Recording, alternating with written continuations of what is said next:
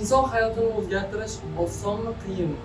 Oldin boshqacha fikrda bo'lardim bu narsa bo'yicha. Men oson deb hisoblayapman. Lekin hozirgi kunda o'zim shu narsani o'zgartirishga harakat qilayotganimda qiyinchiliklarga duch kelyapman va bu narsa juda ham qiyinligini his qildim. Va shu sababdan hozir shu blogni olishga qaror qildim. Men o'zgarishlarga tayyorman deb hisob berdim o'zimni. Men hayotimdan qoniqmasdan yashayotgandim.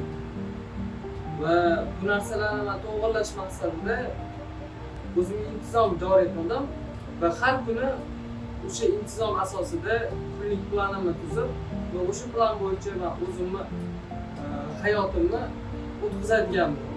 Misol uchun ertalab turish juda ham qiyin. Oson deb hisoblaysiz, qachonki ish bo'yicha turishim kerak bo'lsa, uyg'onardim. 6 da turish kerak bo'lsa, 4 da turish kerak bo'lsa. Chunki majbur ishim bor. Lekin o'zingizni rivojlantirish uchun turish bo'lsa, bu sal qiyinroq. Ya'ni dangasalik kuchayadi bunaqa payt.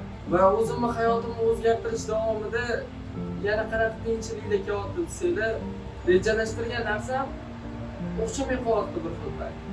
Yo'kida bugun masalan rejalashtirgan narsam o'xshadi va oldinlashib ketdi rejalashtirilgan maqsadim. Va shu sababdan hozir shu kontentni ham olyapman. Hayotimizda agar o'zgarishga o'zimiz tayyor bo'lmasak, birov hech kim sizni o'zgartirib qo'ya olmaydi. Va shu sababdan siz har doim tayyor bo'lishingiz kerak har xil o'zgarishlarga. Hayotingizni agar yaxshilamoqchi bo'lsangiz, intizomli bo'ling, disiplina qo'ying va sizni hayotingiz o'zgarayotganini o'zingiz his qilasiz va mazza qilasiz shu narsani.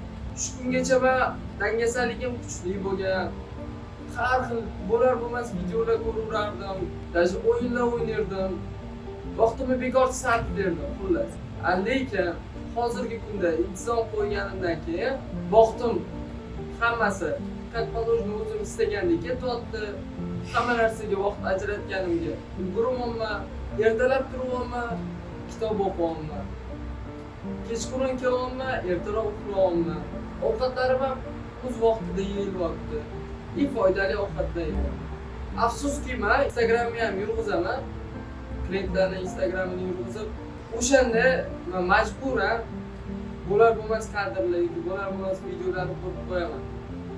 O'sha paytda men shunaqangi asabiylashaman. Odamlarni ko'ryapman, bir-birini orqasidan gapiryapti yoki kimdir qilgan ish, kimdir kiyib kabesh olgan bo'lsa, o'shani gapirib chiqishyapti. Kerak emas, u seni hayoting emas. Uyim yonib ketdi degan videosi menda ham chiqqan, pul tashlab beringlar degan videosi chiqqan. Lekin men tashlamaganman. Necha yillar bo'ldi hozir.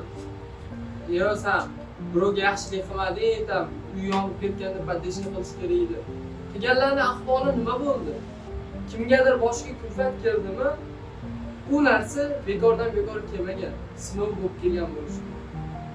Va siz u narsani o'zini qaysidir aybi uchun kelganini ham bilishingiz kerak.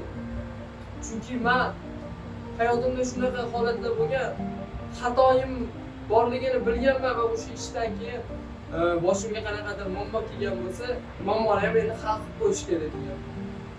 Ish qilib bo'lgandan keyin bu yoqda muammo kelganda nolib o'tirib, kimdandir yordam so'rash uyat.